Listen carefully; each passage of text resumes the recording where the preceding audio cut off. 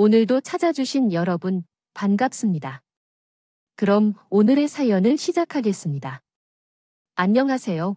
저는 약국을 운영하는 50대 약사입니다. 고등학교에 다니는 남매와 결혼한 큰딸, 그리고 예쁜 손녀가 있습니다. 아직 환갑에 이르지 않았는데 딸의 손녀까지 무언가 사연이 있을 것 같죠. 오늘은 제 이러한 기분으로 가슴 아픈 하지만 감동적인 사연을 전해드려 보려고 합니다. 아마 살면서 이런 일을 겪어본 사람은 없을 것입니다. 앞에서 말씀드렸듯이 저는 약사입니다. 학교를 다닐 때 공부를 열심히 하였고 의대를 가고 싶은 마음도 조금 있었습니다. 우리 집안은 그리 넉넉한 편은 아니었을 뿐더러 그 당시에는 여성 직업 중에서 최고로 평가받는 약사가 매우 인기가 많았습니다. 따라서 저는 약학대를 진학하여 졸업하고 약국에서 일하여 돈을 벌었죠. 저희 집안은 다소 힘든 상황이었어요. 제 아래에는 남동생 둘이 있었는데 나이 차이가 꽤 많았습니다. 그래서 어릴 적부터 부모님은 내가 앞으로 돌봐야 할 책임이 있어 라고 말씀하셨습니다. 여자임에도 불구하고 돈을 들여 공부시키고 대학에 보내는 이유가 있었겠지요. 다른 집이었다면 고등학교를 졸업하자마자 즉시 취직시켜줬을 테지만 우리 집안은 그렇지 않았습니다. 이런 말을 늘 듣고 살아왔습니다. 지금 왜 부모의 책임을 자식에게 떠넘기냐고 하겠지만 그때는 그랬었어요. 그래서 저는 또 당연히 그래야 한다고 생각했습니다. 대학 다닐 때부터 과외를 하고 동생들을 가르치고 졸업 후에는 월급을 받아 부모님에게 학비를 주고 옷을 사주며 용돈을 드리고 그렇게 바보같이 살았네요. 그런데 웃긴 게 사람은 서로 닮는다고 하잖아요. 제가 이렇게 바보처럼 살아가니까 남편도 똑같이 바보 같은 사람을 만나게 되었어요. 남편은 저와는 달리 대학을 졸업하고 회사에 다닌 사람이었죠. 그렇게 번 돈으로 부모님의 생활비와 동생들의 학비를 지원하면서도 자신이 보다 월급을 제대로 받지 못한 채로 삶에 대한 욕망을 이루지 못한 채로 살아온 사람이에요. 그러한 삶을 살아온 나와 같은 이들끼리 결혼을 했는데 서로 멍청한 사람들의 결혼 결과로서 가장 심각한 문제는 살림이 어떤 모양이 될지입니다. 부모님은 왜 아프신지, 왜 동생들은 사고를 치고 다니는지에 대한 이유를 생각해 보게 됩니다. 아깝게 모은 돈도 많은 곳에 들어가게 되면서 서로에게 힘이 되는 것이 아니라 서로를 상처 주는 것으로 보이죠. 그러나 이러한 과정을 겪으면서 생각하면 징그럽고 지겨운 순간도 많았지만 어떤 면에서는 아이들도 낳으면서 살아온 것이겠죠. 우리 아이들이 유치원을 다니던 시절이었습니다. 이제야 조금은 더 자유롭게 숨을 쉴 수 있는 때였죠. 그날은 아마 요 며칠쯤인 것 같아요. 여름이 오려는 때였었으니까요. 아마도 그날 아이들이 유치원에 제가 참석해야 할 일이 있었을 것으로 기억해요. 정확히는 기억이 나지 않지만 아이들 때문에 아침에는 약국을 비워야 했죠. 그 해에 나는 독립하여 새로 지은 건물에 입주하는 병원에서 1층에 약국을 개업한 지 얼마 안 된 상황이었죠. 남편도 잠시 일을 내려놓고 약국 운영을 도왔어요.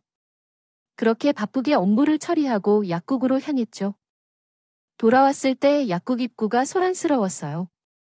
여자가 우는 소리와 아기 우는 소리가 들리는 중에 화가 난 채 언성을 높이고 있는 사람은 제 남편이었습니다. 아니, 이러면 어떻게 해야 하죠? 사람이 상식이 있어야지. 알만한 어른이면 이건 절도라는 거야? 당신은 도둑질하다 잡힌 거야? 울어도 소용없으니 거기 가만히 있어요. 신고할 테니까. 언성을 높이지 않는 사람이 왜 이렇게 하는지 궁금해서 뛰어들어가 보니 약국은 난장판이었어요. 진열대에 약들이 우르르 떨어져 흩어지고 있고 젊은 여자가 바닥에 엎어져 있었습니다. 통곡하고 있었습니다. 그리고 그 여자의 등에는 아기가 누워 있었습니다. 여자는 자신을 거칠게 꿇어앉히고 뒤돌아가려는 남편의 바지를 붙잡고 늘어지고 있었습니다. 사장님, 죄송해요. 정말 죄송해요. 제발, 제발 살려주세요. 우리 아기 좀 살려주세요. 아기가 아파요. 그 말에 남편이 멈칫했습니다. 저는 화들짝 놀라 그 여자가 없던 아기에 손을 뻗었어요. 세상에, 온몸이 불덩이네요. 애기 엄마, 빨리 이 포대기 좀 풀어봐. 빨리. 선생님, 우리 아기 많이 아파요. 도와주세요. 애가 왜 이러지? 여보, 체온계가 있어 빨리 가져와. 냉장고에 생수 한 병도 꺼내와. 수건도. 빨리 빨리. 아기의 체온이 39도를 넘어가고 있었습니다. 입술도 타들어가고 있었고 기저귀도 말라붙은 것이 탈 때도 진행되어 보였어요. 더 생각할 여유도 없었어요. 애기 엄마, 빨리 따라와. 아기 몇 개월이에요? 이제 2달 됐어요. 우리 아기 어떻게 해요? 저는 허겁지겁 위층 병원으로 달려갔습니다. 이런 신생아들은요. 탈수는 매우 위험하고 자칫하면 큰 문제가 발생할 수 있기 때문에요. 위층 병원은 내과였지만 아기를 안고 허겁지겁 뛰어가면서 필요한 응급처치를 받을 수 있었어요. 다행히 아기는 열이 조금 떨어지고 안정을 찾을 수 있었어요. 아기가 수액을 맞고 일어나면 배가 고플 텐데 분유를 먹여야 해요. 이럴 때일수록 잘 먹이는 게 중요해요. 아이는 따라다니며 온 것이 엄마는 아이가 잠들면 진정이 조금씩 찾는 것 같아 보였어요. 그런 아이, 엄마가 제 말을 듣고 미적으로 변하는 것 같아요. 그제야 엄마의 모습을 천천히 살펴볼 수 있었고 한눈에 봐도 치료하고 안 되겠다 싶었어요. 그렇게 보이더군요. 눈이 움푹 꺼진 채로 암묵적으로 피로함을 드러내며 머리도 마치 어제 감았든지 대충 올려진 머리카락이 묶여 있었습니다. 게다가 펑퍼짐한 추리닝 바지에 후줄근한 티셔츠라니 형편이 좋아 보이진 않았습니다. 그런데 이 어린 엄마는 최근에는 아기띠를 하는 대신 낡은 포대기로 아기를 올리고 있더군요. 아기의 내복도 영 낡아 보였는데 어느 정도 심오한 이야기가 깔려 있는 것 같았습니다. 나아가 나는 안타까운 마음이 들어서 아기 엄마를 꾸짖지 않고 차분하게 다시 말을 걸었습니다. 얼마 전 약을 훔치셨다면서요.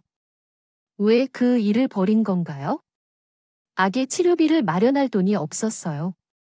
미안해요, 선생님. 잘못을 저질렀어요. 살아있는 아기가 그저께부터 열을 받고 있는 것 같습니다. 저는 물수건을 아무리 올려도 떨어지지 않았고 먹은 것도 토해버리고 있습니다. 정말 죄송합니다. 해열제라도 먹이면 괜찮을 것 같아서 순간 나쁜 마음을 먹었어요. 정말 죄송합니다. 저는 어제와 그제 애기 엄마가 우리 약국에 들어와서는 쭈뼛쭈뼛 진열장만 쳐다보고 돌아간 사람인 것을 기억해냈습니다. 바빴던 시간이지만 아기를 업고 들어와서 꼭 사야 할 것처럼 진열장을 쳐다보다 그냥 나가버린 것을요. 아니, 정말 뭘 해야 할지 모를 만큼 돈이 없어요. 아기 아빠가 내가 이렇게 아프면 병원에 가야지. 애기 진짜 큰일 날 뻔했잖아 하자 입구에는 서성거릴 따름이지요. 어린 시절에 어머니가 눈물을 흘리며 다음과 같이 고백했어요. 어린 시절 어머니가 이야기한 사연은 정말 믿기 어려울 정도로 충격적이었습니다. 제가 미혼모였는데 아버지가 군대에 갔다가 전혀 연락이 되지 않았고 집에서는 아버지가 없는 아이를 가졌다며 쫓기게 되어서 시설에서는 아이를 낳았지만 아이가 너무 어려워서 일을 할 수 없어서 어머니는 이제 겨우 2살 나이의 아기를 키우고 있었어요. 남자친구와 아이를 가졌는데 남자친구가 군대에 가고 나서 바로 저를 제외한 연락을 끊고 집에서는 집안에서 마땅치 않다며 완전히 쫓겨낸 것 같았습니다. 겨우 미혼모를 받아들여주는 어떤 시설에서 아이가 나오려고 애쓰는데요. 아이를 입양 보내는 것을 거부하고 시설을 나와 혼자 살아오게 됐다고 했어요. 지금은 미혼모에 대한 지원도 있고 사람들의 인식도 바뀌긴 했지만 예전에는 미혼모라고 하면 범죄자나 벌레처럼 대우받았던 시대였어요. 그래서 보통 미혼모들이 아기를 포기하는 경우가 많았지만 애기 엄마는 어릴 적에 어머니가 돌아가셔서 자기 아이에게는 반드시 엄마가 있었으면 했다고 했어요. 그래서 아이를 입양 보내기 싫어서 맨몸으로 나와 작은 고시원에서 살면서 아르바이트로 하루하루를 버텨왔던 것이었죠. 저는 그 사실에 깊이 감동했습니다. 또한 아르바이트를 어디서 구했는지, 아이는 어떻게 지내고 있는지에 대해 궁금해했습니다. 편의점에서 일하는데요. 아기를 둔 채로 남달리지 않을 수 없어서 야간에 아기를 데리고 다녔어요. 그러나 저번 주에 들키면서 그랬어요. 한 달이 조금 넘은 아기를 방에 혼자 두고 나가는 건 할 수 없을 것 같았어요. 그래서 의도적으로 손님이 적은 야간 편의점에서 일하면서 아기를 몰래 데리고 나갔는데 벌이 다 들킬 리는 없었겠죠. 가끔 사정을 보아주는 사람도 있긴 했지만 대부분은 미혼모로 경멸을 했고 해고했어요. 그래서 저번 주를 끝으로 아기 엄마는 2만 원으로 일주일을 버텼다고 했어요. 처음에는 모유가 나왔지만 이제는 컸어. 모유가 끊어져서 그랬다고 해요. 그러나 분유를 살 돈이 없어서 우유를 사서 먹인 결과 이지은이 된 것이었어요. 아기는 몸에 맞지 않은 우유를 먹고 탈이 난 것이었습니다. 아니에요. 돈이 없어서 아기를 잡을 뻔했다는 거야. 애기 엄마의 처지가 정말 힘들었어요. 황당할 정도로 말이죠. 저는 급하게 남편에게 부탁해서 분유와 젖병을 사오라고 했어요. 그리고 아기와 애기 엄마를 우리 집 옆에 있는 약국으로 데려왔어요. 급한 대로 밥을 해주고 미역국을 끓여서요. 밥상을 차리고 남편이 사온 젖병을 쓰고 분유를 타서 아기를 품에 안았습니다. 빨리 먹어야 해. 그래야 내가 나가야지. 얼른, 아기는 내가 먹일 게 아니라고 손으로 거부하는 애기 엄마는 막상 밥상 앞에 앉히자 아기는 굶어 보이는 듯이 허겁지겁 밥을 먹었습니다. 아기를 품에 안고 젖병을 갖다 대자마자 쭉쭉 먹는 아기였습니다. 어떻게 해야 할지 고민할 때였습니다. 동사무소에 가서 기초수급자 신청을 하고 지원을 받아보기로 결심했을 때였습니다. 분유를 다 비운 아기가 만족한 모습으로 보였다. 젖병에서 입을 떼고 두리번치던 아기와 눈이 마주친 순간은 제게는 운명 같았던 순간이었다고 기억합니다. 아기는 저를 보자 미소를 지어 보였다. 그 뽀얀 피부, 까맣고 큰 눈동자, 발그레한 뺨이 너무 예뻤습니다. 그날부터 그 아기의 엄마는 우리와 함께 지내려고 애썼어요. 사실 그때 우리 상황도 그리 좋지 않았습니다. 아시다시피 약국을 개업하기 위해서는 상당한 오래가 필요합니다. 인테리어도 그렇고 약국 자리를 확보하기 위해서는 병원과도 상당한 협조가 필요합니다. 하거든요. 거기에 매달 나가는 월세와 양가 부모님들의 생활비, 그리고 틈틈이 나가는 병원비와 동생들의 학비까지 모두 부담하면서도 큰 빚이 쌓여 있는 상황이었어요. 그런데도 워낙 바보 멍청이로만 살아왔는지 깨물깨물 잠든 천사 같은 아기와 곁에서 떨어지려고 하는 그나마 철부지지만 어린애기의 엄마를 무시할 수 없었습니다. 그래서 우리는 이 모녀를 물심양면으로 돕기로 결정했어요. 물론 저와 같은 바보 멍청이인 남편도 동의했죠. 우리 부부는 길 건너 고시원에 살고 있는 이 아기 엄마의 고시원 비용을 지원하기로 했습니다. 애기 엄마를 우리 약국에 취직시켰어요. 기초수급자 신청보다는 차라리 그게 나을 것 같았습니다. 마침 남편도 쉬고 있던 인쇄업을 다시 하려던 참이어서 약국 업무를 맡아줄 직원이 필요하기도 한때였죠. 애기 엄마는 아기와 같이 출근해서 약국 업무를 보고 약국 문을 닫으며 함께 우리 집으로 가 저녁을 먹고 아기를 돌보다가 잠을 자기 위해 고시원으로 가서 잤습니다. 다행히 약국 손님들은 약국에 아이가 있는 것을 불편해하지 않았어요. 오히려 나이 든 분들은 서로 안아주려고 하고 아기의 옷 같은 것을 사러 오는 분들도 있었어요. 아기를 보러 오신 분들 중 일부는 우리 약국에 일부러 오셨고 자기 손주가 사용한 아기용품도 많이 나눠주셨습니다. 우리에게 아기는 허락받지 못한 존재가 아니라 그야말로 복덩이이기도 했습니다. 그렇게 시간이 지났습니다. 아기는 매우 건강하고 예쁘게 자라났습니다. 뿐만 아니라 아기 엄마이자 지연 씨도 우리에게는 복덩이가 되었습니다. 성격이 매우 씩씩하고 똑똑해서 업무를 빨리 배우고 누구보다도 약국을 알뜰하게 이끌었습니다. 한 번이라도 오신 손님들이 어디가 불편했는지 어떤 약을 받아 가셨는지까지도 다 기억했고 복잡한 약 이름이나 특징, 주의할 점 등도 빨리 외웠습니다. 이렇게 도와주는 모습을 보니 약사로서 정말 감사했습니다. 게다가 지연 씨는 성격이 매우 쾌활하고 친절해서 약국에 오는 사람들이 많은데 병이 있어서 어려워하는 사람이 많아 조금만 실수하면 곧잘 화내거나 신경질적으로 구는 손님들도 많아서요. 그러나 지연 씨는 언제나 밝은 미소로 상냥하게 대해 주셔서 약국은 항상 손님들로 붐빕니다. 또한 얼굴도 정말 예쁜데 처음에는 몰랐는데 지내고 보니 지연 씨는 엄청난 미인이셨어요. 뽀얀 피부와 큰 눈, 초롱초롱한 눈망울, 그리고 항상 가느다란 체구가 매력적이어서요. 애 엄마인데도 좋다고 매달리는 남자들이 꽤 많았어요. 지연아, 맨날 소화제 사러 오는 손님이 명함을 두고 간 적이 있는데 너에게 전해주라고 했어.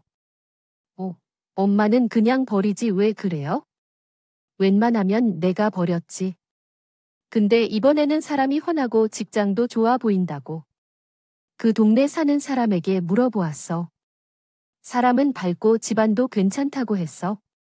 언제 그래 알아보셨어요? 아마 내가 이혼남이거나 아이를 둔 홀어머니일까봐 그러는 것 같았어. 얼른 호구조사를 좀 했네. 어느 늙은 아이를 둔 홀어머니를 붙이나 본데. 그 사람은 총각이라는데, 엄마. 총각이라면 더 안 된다. 남의 집 귀한 아들을 어디에 딸린 여자한테 갖다 붙이냐. 그 시절쯤 이제 아이도 조금 컸고 어린이집에도 보내고 일도 손에 익혀 척척 해내고 있으며 오랫동안 월급을 모아 원룸이지만 전셋집으로 이사도 했다더라.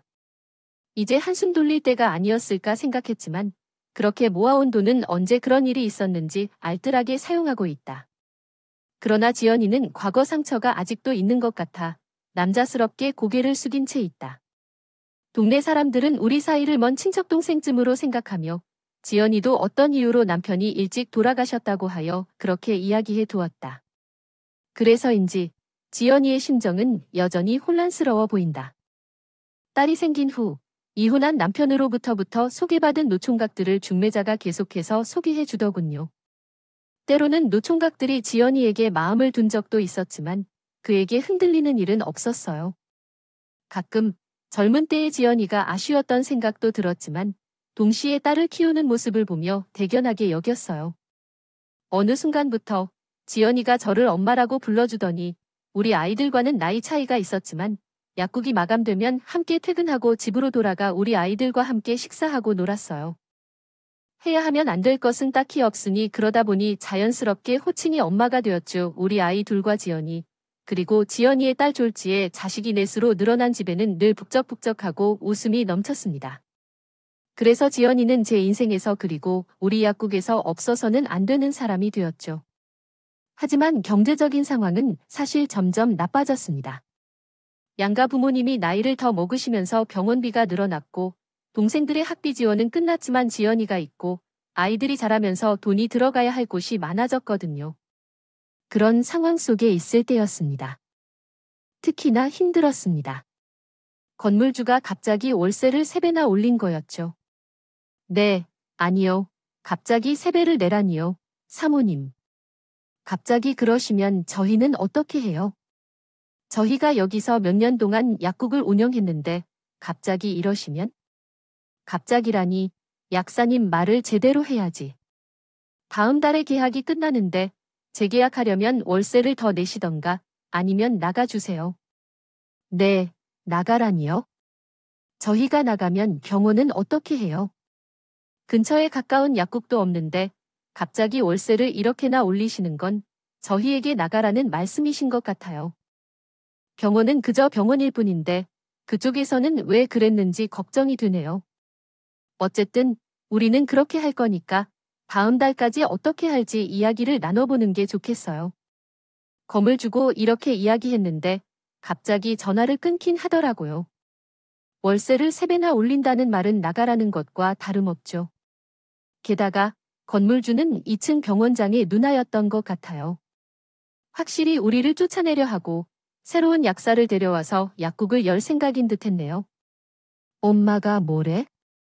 월세를 3배로 올리겠다며 싫으면 나가라고 하는데 진짜 양심 없는 것들이라고 생각되네요. 어쩐지 계속 손님이 와서 약사들을 만나는 것 같네요. 간호사 언니들이 이러는 걸 보니 어떻게 해야 할지 모르겠어요. 근처 다른 상가를 알아봐야 하는 걸까요? 아니면 왜 우리가 나가야 하는지 그동안 그 병원에 갖다 바친 것은 어디로 갔을까요?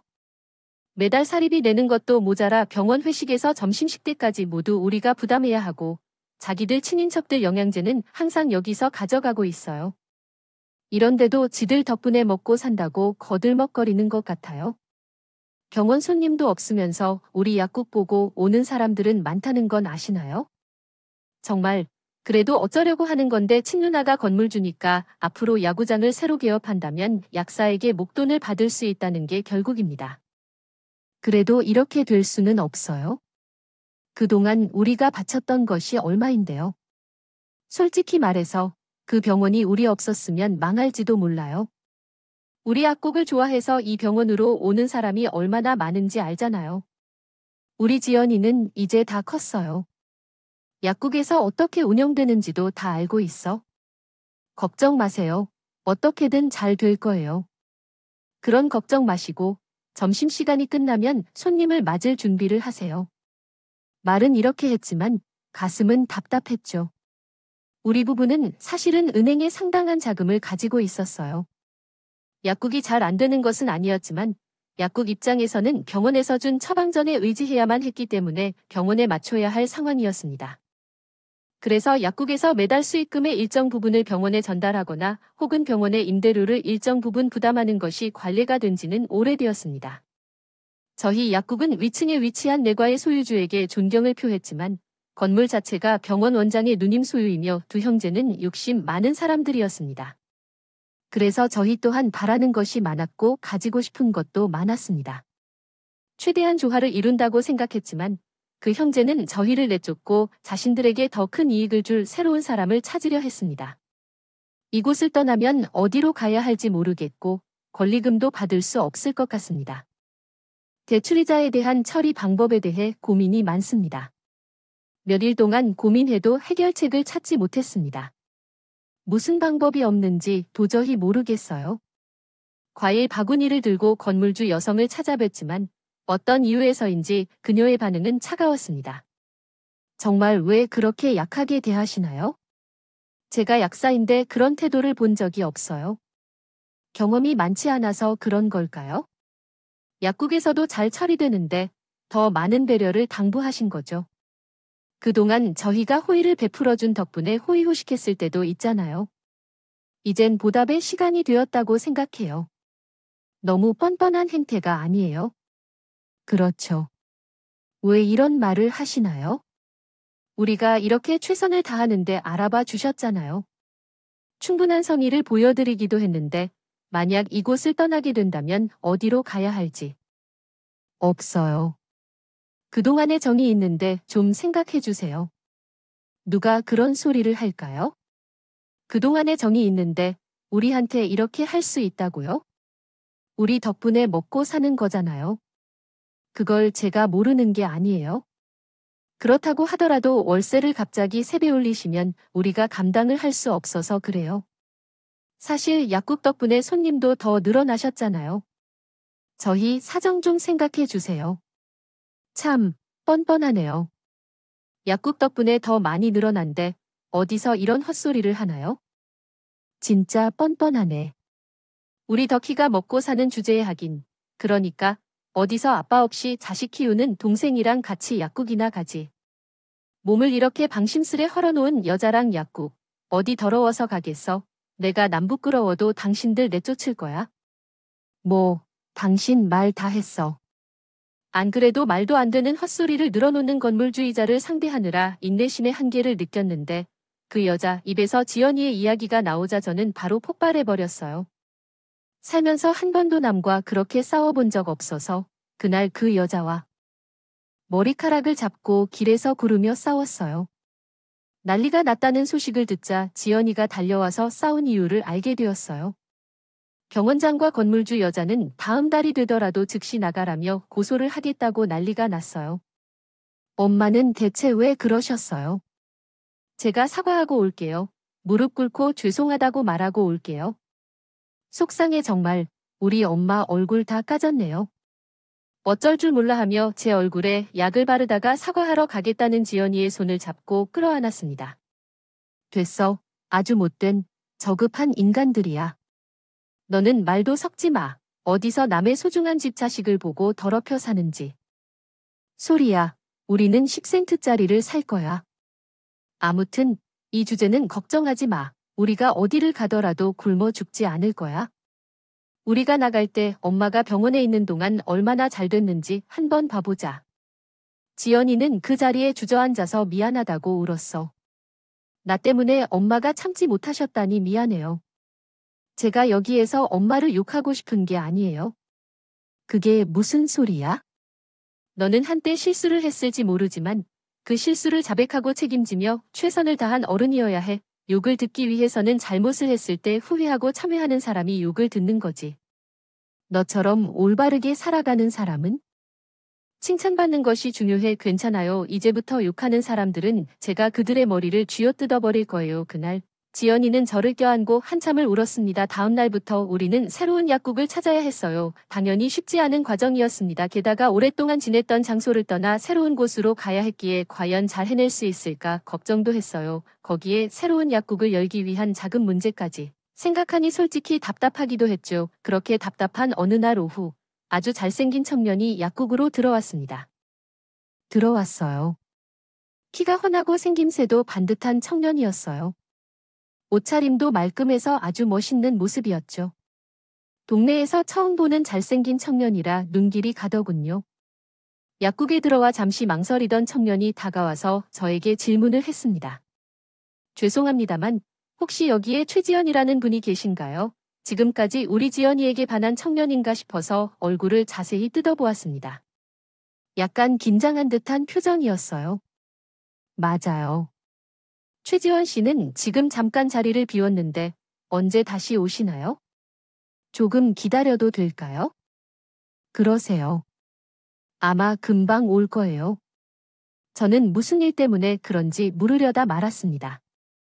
지연이는 유치원에서 돌아오는 딸을 맞으러 가는 중이었고 마중을 갖게 되어 곧 딸의 손을 잡고 돌아올 텐데 아마 저 청년도 그 모습을 보고 깜짝 놀라서 그냥 돌아갈까 싶었던 것 같습니다. 지금까지 지연이가 딸의 손을 잡고 있는 것을 보고 한숨을 쉬며 말없이 돌아가는 총각들이 둘 이상이 아니었었던 거예요. 하지만 뜻밖에도 지연이는 이내 한 손으로 나풀나풀 뛰어다니는 딸을 꼭 안고 다른 손에는 유치원 가방을 들고 약국 안으로 들어갔어요. 그 청년은 자리에서 벌떡 일어나더니 그 청년이자 지연과 부딪히자 너무 충격받아 둘 다 서 있었어요. 지연은 그 자리에 서서 눈물까지 흘리며 이상하게 생각하는데 왜 말도 못하고 붙잡는 사람들이 오셨어? 라고 화가 나무랬어. 예나는 유치원에서 잘 다녀왔어요. 저를 엄마라고 부르며 손을 잡고 왔는데요. 예상치 못한 반응에 놀라 말을 걸자 지연이가 벼락을 맞은 듯 소리쳤습니다. 여기가 어디야? 라며 당신에게 물어봤고 뭐라고? 왜 왔어? 왜 왔어? 당장 나가. 꼴도 보기 싫어 라며 지연이가 큰 소리로 말했습니다. 이런 지연이의 행동을 처음 보았습니다. 그때야 그 청년이 누구인지 짐작할 수 있었습니다. 지연아. 미안해. 다 잘못했어 라고 말하며 그 청년은 지연이에게 다가갔고 눈물을 흘렸습니다. 그러나 지연이는 자신의 딸을 안아주며 매정하게 청년을 밀어냈습니다. 됐어. 다 지난 일이야. 그런 말 하려고 온 거면 그냥 가. 나 다 이곳에 출발했어. 다시는 오지 마. 나 다 알고 왔어. 이 아이, 내 딸인 거 알아. 미안해.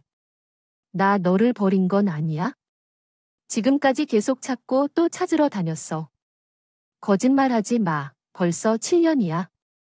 하루아침에 연락을 끊고 잠적했다가 찾아다녔다고 그런 거짓말을 내가 믿을 줄 알아? 미안해. 정말 미안하다.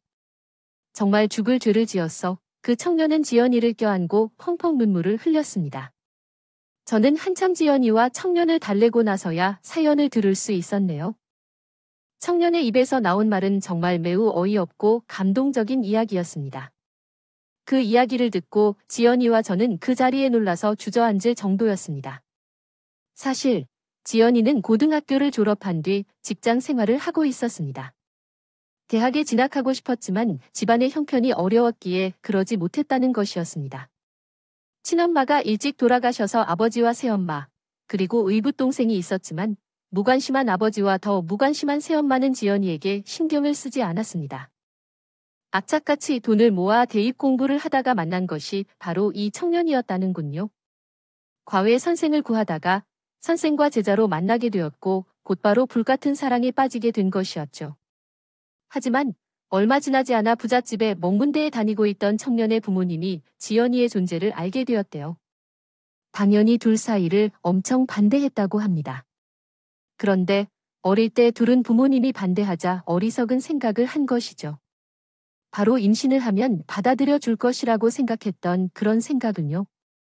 그래서 지연이가 임신을 하자 청년의 부모님은 조건을 걸었다고 합니다. 청년이 얼른 군대에 가고 제대한 후에 아버지를 따라 법과 내기를 걸었을 때 받아줄 것이라고 했다. 군대에 있는 동안 지연이와 아기는 우리와 잘 맞을 것이다. 청년은 부모님의 말만 믿고 곧바로 입대했다고 합니다. 그러나 그것은 모두 그 부모님의 계획이었습니다. 청년이 입대하자 그의 부모는 지연이의 부모님에게 모든 사실을 알리고 돈을 주며 딸을 빨리 데려가라고 했습니다. 지연이네 부모는 돈을 받고 지연이를 데리고 와서 아기를 돌보지 않으면 집에서 쫓아낼 것이라고 했습니다. 결국 도망치듯 집을 나온 지연이는 청년의 부모님으로부터 청천벽력 같은 소식을 들었다고 합니다. 우리 아들이 너를 부담스러워한다. 결혼하고 싶지 않다고 했는데 임신을 해서 힘들었다. 그래서 여기 정리하고 싶다고 했다. 하지만 아무 연락이 없고 편지를 보내도 답이 없어서 혼자 살아왔습니다. 그 모든 일은 청년의 부모와 지연이의 부모가 약속했던 일이었던 것이죠. 그리고 청년은 군대에 입대하자마자 지연이와 연락이 끊겼다고 합니다. 전화를 받지 않고 편지를 보내도 답이 없어서 정말 난처했다고 했습니다. 때문에 탈영을 해도 되나 고민했다고 합니다. 청년의 부모는 지연이에게 잘못된 주소를 알려주었고 지연이의 부모는 청년으로부터 온 편지를 전부 숨겼기 때문에 서로 소식을 전할 수 없었던 것이었습니다. 휴가마다 청년은 지연이네 집을 찾아가거나 지연이의 친구들을 찾아 소문해봤지만 만나지 못했다고 했습니다. 그러던 중 제대 후 지연이의 동생으로부터 연락이 왔다는 소식을 듣게 되었습니다. 동생은 누나가 지금 과거를 잊고 새 출발했다고 하니 다시 찾아오지 않았으면 좋겠다고 부탁했습니다. 또한 그와 함께 지연이의 이름이 새겨진 청첩장을 떡하니 보내왔다고 전해졌습니다. 물론 제대를 하고도 지연이의 친구를 소문에 알아봤습니다. 하지만 그 친구에게서 결혼해서 잘 살고 있다는 얘기를 듣고 절망했다고 하더군요. 그래서 미국으로 유학을 떠났고 거기서 학교를 다니며 사업을 시작했다고 합니다. 그 사업은 아주 큰 성공을 거뒀다고 하네요. 그러던 중 작년 말 한국으로 들어왔다가 우연히 지연이가 결혼해서 잘 살고 있다는 말을 전한 친구를 길에서 만났다고 합니다. 그 친구는 청년을 보자마자 머뭇거리더니 진실을 고백했습니다. 죄송합니다. 정말 죄송합니다. 그때 정말 어려웠어요. 지연이 새엄마가 연락을 주셔서 돈을 주신다고 하셔서요. 그 후에 저는 마음이 너무 힘들고 죄책감이 들었어요. 정말 죄송합니다. 지연이를 찾아봐 주세요. 그러며 그 친구는 눈물로 말했다고 해요. 지연이의 새엄마한테 돈을 받고 거짓말을 했지만 임신한 채로 집을 나가 연락을 끊어버리고 걱정이 되는 친구가 있어요. 그동안 양심의 가책을 느끼며 살아왔다고 했습니다. 그제야 사실을 알게 된 청년은 자신의 부모도 지연이의 부모도 모두 속았다는 사실을 알고 분노를 느끼고 있었고 그때부터 지연이를 부당하게 취급할 계획이었습니다. 찾았던 것이었어요. 사실 그는 지연이를 단 한 번도 잊은 적이 없었고 지연이의 뱃속에 있던 자신의 아이를 그리워했다고 말하며 울었습니다. 웬 낯선 남자와 엄마가 껴안고 우는 모습을 보자 지연이의 딸 예나는 눈물을 터뜨렸고 나는 그렇게 세 명이 부둥 껴안고 우는 모습을 보고 함께 울었습니다. 정신없는 하루가 지나가고 지연이는 그 청년을 다시 받아들이고 함께 살기로 결정했어요. 알고 보니 그 청년은 생각보다 훨씬 더 큰 성공을 거뒀고 엄청난 부를 가지고 한국으로 돌아온 것이었더군요. 청년 아니라는 이야기가 있습니다. 지연이의 남편은 지연이와 아이를 위해 구수하고 아늑한 집을 마련했습니다. 집은 입이 떡 벌어질 정도로 아름다웠습니다. 그리고 지연이를 공주님처럼 대우하며 애지중지 챙겼어요. 그 모습을 바라보니 자부심과 기쁨이 가득했습니다. 제가 이사 준비를 위해 약국을 정리하고 있던 어느 날 지연이가 약국으로 출근했습니다. 왜 왔어? 이제 안 와도 된다고 했잖아 라고 말했지만 지연이는 무슨 소리예요? 엄마, 이걸 혼자 어떻게 정리하시려고요? 그리고 이 잘린 건 왜 가져왔어요? 말라고 했잖아요. 얘는 더 이상 힘들게 일하지 말고 예나와 신랑이랑 즐겁게 보내라는 거예요. 신랑이 잘해주어서 기뻐해 지연이는 며칠째 얼굴이 더욱 화사해져. 그런데 이미 아름다운 얼굴이 빛났습니다. 그 아름다운 얼굴로 상냥한 말투로 이렇게 말했어요. 엄마, 약국을 옮기지 마세요.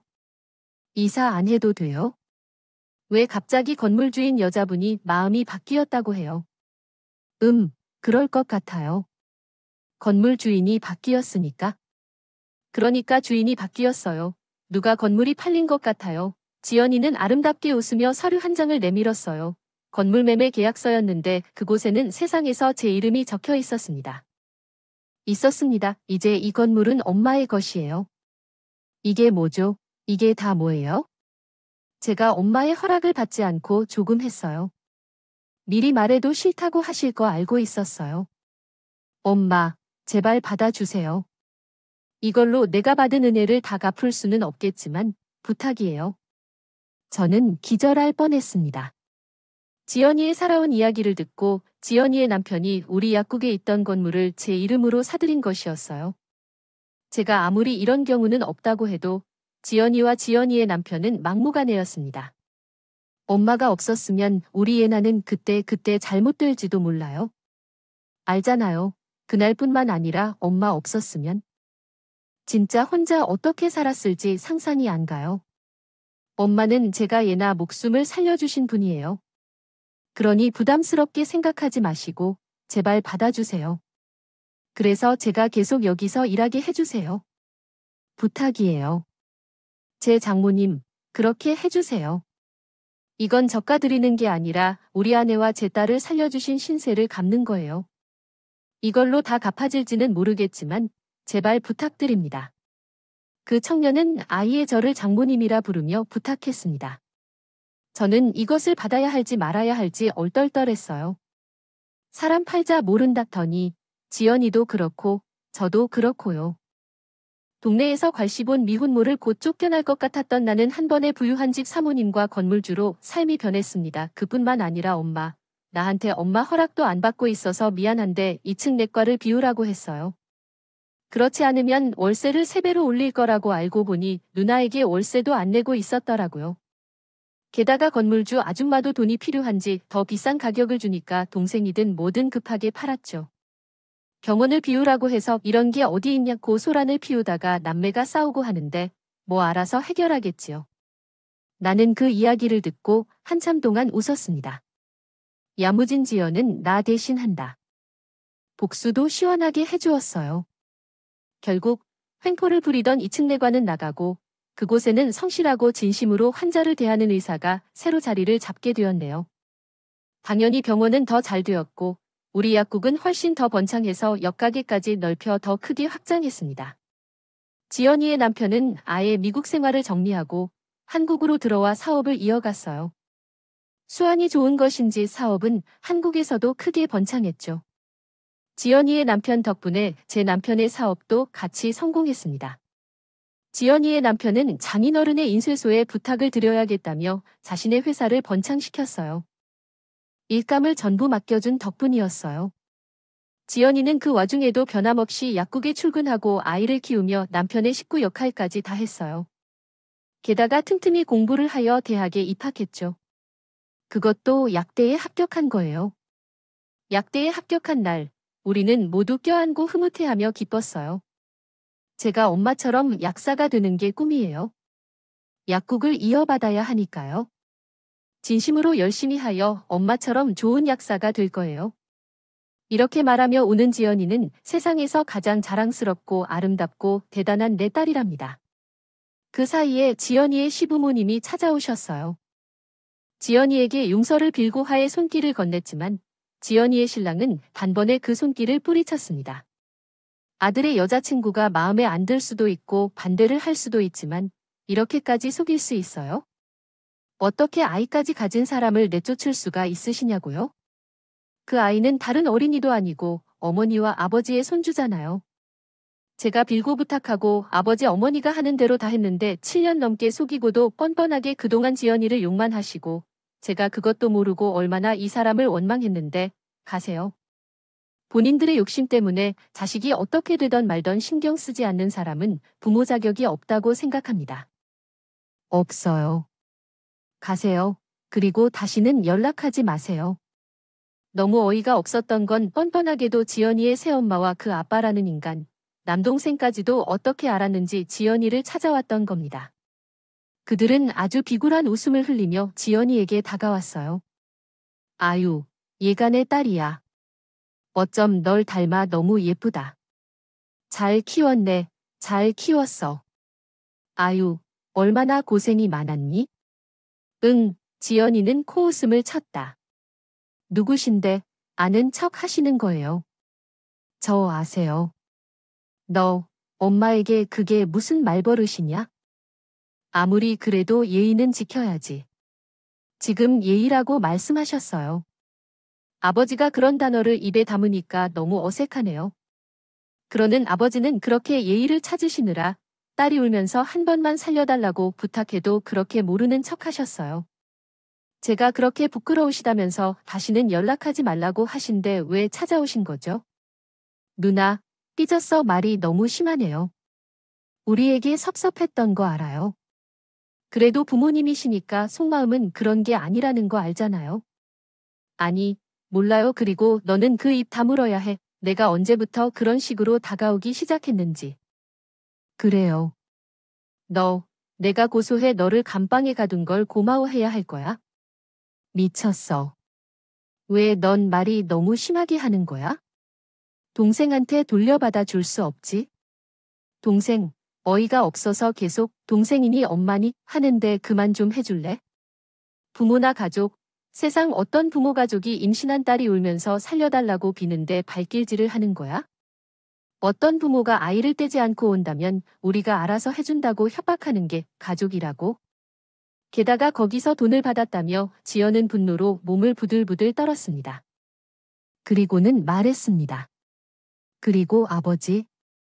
아버지라는 사람이 자식에게 왜 그렇게 무심한지 나는 어렸을 때부터 한 번이라도 살랑거려 본 적이 있나? 내가 어떻게 사는지, 집에서 어떻게 지내는지에 대한 관심이 있었나? 그리고 내 아이가 아파서 제발 병원비를 5만 원만 아니라 3만 원만 보내주세요 하고 울면서 전화했을 때 아버지는 무엇이라고 대답했나요? 어디서 그러한 소리를 하느냐고 한 번 더 전화하면 죽인다고 전화를 끊었어요. 그렇게 말하면서도 이제서야 무슨 가족이라고 하고 그 애가 먹고 사는데 돈을 주고 있는데 결혼식 초대장까지 만들고 속이고 가족이라고 하다니요. 돈에 미친 사람들이겠지요. 맞죠? 지연은 거침없이 마음속에 맺혔던 것을 하늘에 쏟아냈습니다. 자식을 키워본 적이 없는 사람들은 자식을 이해하기 힘들어할 거예요. 자식을 키우는 사람은 어떡하죠? 돌아가요. 제가 자식을 키우려 하면 당신들은 더 어떻게 이해하지 못하게 될 거예요. 그러니 나는 한 번 더 연락하면 결코 그냥 두지 않을 거니 마음에 새겨둬. 사기든 폭행이든 뭐든지 상관없이 집어넣을 거야. 알았어. 빨리 가. 그렇게 자기 가족들을 내치고 지연은 한참을 울었습니다. 나는 말없이 그런 지연이를 안아주었어요. 엄마, 이제 나는 세상에 우리 남편과 딸, 그리고 엄마와 아빠밖에 없어요. 알겠죠? 그러니까 앞으로도 평생 잘 돌봐주셔야 돼요. 그래, 걱정 마. 너는 이미 내 딸이야. 걱정 마. 그렇게 우리는 서로를 부둥켜 안고 울다가 또 웃다가 서로를 위로하고 눈물을 닦아 주었습니다. 비가 오면 땅이 더 굳어지고 어려운 일을 겪어보아야 더 굳건해진다고 했던가요? 저희는 그 이후로 훨씬 더 굳건하고 행복해졌어요. 지연이는 남편의 사랑을 듬뿍 받으며 행복한 결혼 생활을 하고 있고 저는 더욱 열심히 약국을 운영하고 있죠. 지연이는 곧 약사 시험을 앞두고 있습니다. 시험을 치르고 나면 둘째도 태어날 예정이에요. 그런데 벌써부터 아이를 낳고 예상하기 시작했어요. 아기랑 같이 출근할 예정인데 아기를 돌봐야 한다고 어리광을 부리고 있네요. 어쩔 수 없죠. 저는 주인이라고 하네요. 돌봐주어야겠죠. 시련이 지나간 후에 더 큰 행복이 온다는 말이 있잖아요. 물론 어떤 상황에서든 큰 시련이나 고통 없이 잘 지나가길 바랍니다. 하지만 사람 일에는 마음대로 되지 않을 겁니다. 그렇지만 용기를 가져주셨으면 좋겠어요. 어려운 일과 힘든 일이 지나가면 꼭 좋은 일이 찾아올 거라고 믿기에요. 오늘은 정리된 썰에 여러분의 소중한 댓글을 기다리겠습니다. 구독, 좋아요, 공유는 물론 알람 설정도 부탁드립니다. 오늘도 함께 읽어주셔서 감사합니다.